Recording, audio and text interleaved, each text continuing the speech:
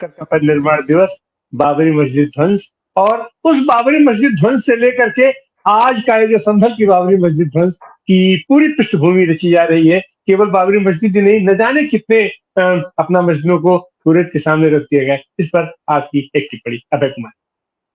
सबसे पहली बात तो ये है कि हमें हमारी जो राजनीतिक पार्टियां थी, उन्होंने एक दो अपवाद को छोड़ के उन्होंने बाबरी मस्जिद और राम जन्मभूमि जो मसला था, उसको जनता के बीच में ये कहने में नाकाम रही कि ये एक राजनीतिक मुद्दा है, ये सत्ता पाने का हथियार है, ये दिल्ली की जो सत्ता है उस पे काबिज होने का एक उनका एक टेक्निक था हिंदुत्व फोर्सेस का।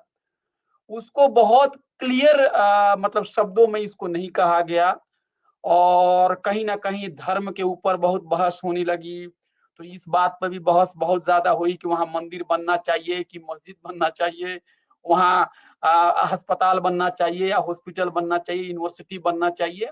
ये उनका गोल जो है वो बिल्कुल बहुत ही क्लियर है। उनका गोल बीजेपी का 1980 से भी 80 से ही क्लियर है। सीपीआई से ही जुड़े हुए एक पत्रकार थे, मैं नाम नहीं याद कर पा रहा हूँ, वो उसी पूर्वांचल इलाके से ही थे। उनकी एक कोई किताब आई थी बाबरी मस्जिद के इश्यूज पे, और वो और उसके बारे में मैंने एक उर्दू के पत्रकार हैं मासूम मुरादाबादी, जो उस जमाने में नई दुनिया अखबार में बहुत लिखते थे, उनकी किताब में उसका रेफरेंस है। तो उसमें यही पाया गया कि एक बार क्या हुआ कि मंदिर बनने के मसले पे कोई 1980 के दौरान में कुछ सहमति बन गई थी। तो विश्व हिंदू परिषद और आरएसएस के लीडरों ने उनको डांटा, जो भी हिंदुत्व के जो लीडर थे, जो कुछ मतलब कुछ ये आपको समझौता करना चाहते थे, तो उनको डांटा उन्होंने और कहा कि अरे हमारा मकसद मंदिर बनाना नहीं है, हमारा मकसद इस झगड़े को सुलझाना नहीं है, हमारा मकसद जो है ये इस मामले को तूल देकर धर्म की राजनीति करना है और दिल्ली की सत्ता को पाना है।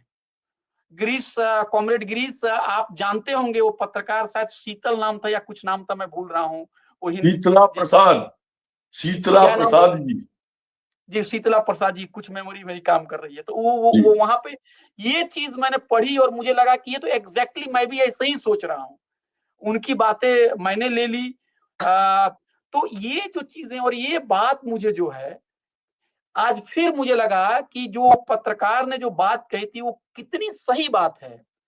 जब अयोध्या में जैसे ही वर्डिक्ट आता है कि यहाँ पे मंदिर बनेगा, तो उसके बाद से इंडियन एक्सप्रेस में एक खबर भी आई है। ये खबर अगर आप चाहें तो अभी गूगल कर सकते हैं, जो मेरे साथी देख रहे होंगे, कि जैसे ही कोर्ट का निर्णय आया, फैसला आया, उसके फौरन बाद जमीन की खरीद फरोख्त में, मतलब फैजाबाद, अयोध्या और उसके आसपास के इलाकों में उसकी जमीन का फरोख्त जो है वो कई गुना बढ़ गया, मतलब कई गुना बढ़ गया उसका। तो सवाल ये है कि आस्था का अगर विषय है तो जमीन का लेन देन क्यों शुरू हो गया। और ये बात इंडियन एक्सप्रेस में आई हुई थी कि जमीन खरीदने में, ठीक है, सत्ता पक्ष के लोग बिल्कुल आगे आ गए हैं, पूंजीपति लोग आगे आ गए हैं, लेकिन तथाकथित सेकुलर पार्टियां जो हैं उनके भी लीडर लोगों ने वहां पे जमीन खरीदी है। और अयोध्या में जिस तरह से पुरानी इमारतों को गिराया गया, जिस तरह से लोगों को सड़कों पे सोने के लिए मजबूर किया गया, इतना गुस्सा था वहां पे कि वहां पे मुझे लगता है कि भारतीय लोकतंत्र के इतिहास में बहुत कम ऐसे मौके आते हैं जहां से अनरिजर्व सीट से, असुरक्षित सीट से, रिजर्व नहीं, अनरिजर्व सीट से किसी दलित कैंडिडेट को मौका दिया जाता है। अवधेश जी को मौका दिया गया और उन्होंने चुनाव जीता, और उन्होंने साबित किया कि लोगों के अंदर में कितना गुस्सा था और धर्म के नाम पे कितनी राजनीति जो हिंदुत्व के लोगों ने किया। तो मुझे ये लगता है कि सबसे पहली बात हमें अपने सेकुलर तबके के लोगों को समझना चाहिए और इस बात को बिल्कुल दिल में बैठानी चाहिए और एक्सेप्ट करनी चाहिए अपनी मिस्टेक को, कि हमने इसको एक राजनीतिक मुद्दे के तौर पे हमने इसका विरोध नहीं किया। हम उन्हीं की जाल में फंस के हमको लगा कि थोड़ा इसका विरोध कर दो, थोड़ा ना करो, थोड़ा मसला देख लो, थोड़ा आस्था के विषय है, इसमें हम उलझे रहें। ये हमें कोर्स करेक्शन करना पड़ेगा। और देखिए, मंदिर जब मंदिर बनने के बारे में जब वर्डिक्ट आ गया, आप उस समय देखिए किस तरह के बयान आए। कांग्रेस पार्टी के लीडर कमलनाथ जी ने, जहां तक मुझे याद है, उन्होंने एक बयान दिया था मध्य प्रदेश चुनाव से पहले कि मंदिर बनने में सिर्फ बीजेपी का रोल नहीं है, उसमें कांग्रेस का भी रोल है, ये ना भूला जाए। क्या हुआ? बुरी तरह से हारे। कम से कम सेकुलर इश्यूज पे चुनाव लड़ते और हार जाते तो कम से कम कहते कि कमलनाथ जी हम आपके साथ हैं। तो सत्ता भी गई और इतिहास में जो गलत जगह है वहां आपका नाम भी हो गया दर्ज। और भी कांग्रेस के बड़े बड़े लोग हैं, कोई ईंट, सोने का ईंट भेज रहा है, तो कोई चांदी का ईंट भेज रहा है, और तो कोई, एक ही कैसा दल है भाई, एक नेता कुछ और बोल रहा है, कोई नेता कुछ और बोल रहा है। एक व्यक्ति कांग्रेस का एक लीडर है जो अपने आप को बहुत ही प्रगतिशील कहता है, अंग्रेजी बोलने में उसका कोई सानी नहीं है, वो भी अपने आप को हिंदू बताने में सबसे आगे रहता है। अरे भाई, सब लोग हिंदू हैं, लेकिन हिंदू बताने के पीछे क्या मकसद है आपका? क्यों बताना चाहते हैं? अगर कोई हिंदू परिवार में पैदा हुआ तो उसको हिंदू हूं इसका डंका पीटने की क्या जरूरत है? और डंका तुम पीट रहे हो, इसका मतलब है कि तुमको किसी से सर्टिफिकेट लेना है। किसी ने हिंदू और मुसलमान बनने का एक सर्टिफिकेट की दुकान खोल ली है।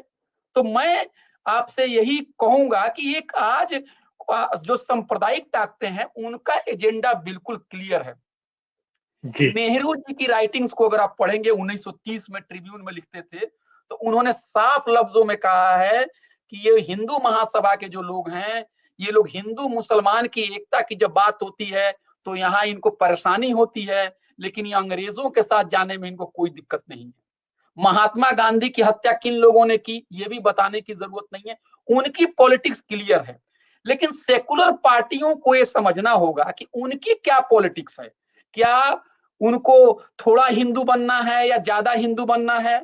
सेकुलर पार्टियों के लीडरों से मैं ये पूछना चाहता हूं कि आप कैसे अम्बेडकरवादी हैं जब आप परशुराम की मंदिर बनाने के लिए आप सर्कुलर जारी करते हैं, आप फेसबुक पे उसको लिखते हैं, अपने सोशल मीडिया पे लिखते हैं। अरे भाई, जिसको परशुराम से आस्था है वो परशुराम की पूजा करे। लेकिन अगर आप नेता हैं, एक धर्मनिरपेक्ष देश में नेता को राजनीतिक मामले को प्रचार करने में क्या मिल रहा है? तो मुझे ये लग रहा है कि हमें अपना भी अपने अंदर में भी झांकना होगा। और एक और बात कह के मैं बस 1 मिनट में मैं खत्म कर दूंगा। मुसलमानों के साथ इस देश की सेकुलर पार्टियां समझती हैं, ये कोई मुसलमान बोल दे तो उनको आपको कहेंगे कम्युनल है, लेकिन मैं कहना चाहता हूं किसी समाजवादी पार्टी को कोई यादव वोट करे या ना करे, लेकिन एक मुसलमान जरूर वोट करता है। सेकुलर हिंदू भले कांग्रेस पार्टी को और लेफ्ट पार्टी को वोट करे या ना करे, लेकिन एक मुसलमान वोट करता है। वो अपने मजहबी नेताओं के पीछे नहीं जाता है। उस मुसलमान का नाम भी लेने में आपको शर्म आती है, किसी मैनिफेस्टो में नहीं है। मैं झारखंड में अभी हूं, आप देखिए यहाँ पे अबुआ सरकार आ गई। मैं पूछना चाहता हूं, क्या अबुआ सरकार के मैनिफेस्टो में मुसलमान शब्द था कहीं? ईसाई शब्द कहीं था? तो आप जो हैं, जो रिपब्लिकन पार्टी जो अमेरिका में जिस तरह से पॉलिटिक्स करती है कि मुसलमान जो है वो बंधुआ मजदूर है, सवेरे भूखे रह के भी वोट डालेगा, लेकिन उसकी मैं बात नहीं करूंगा, उसका नाम नहीं लूंगा।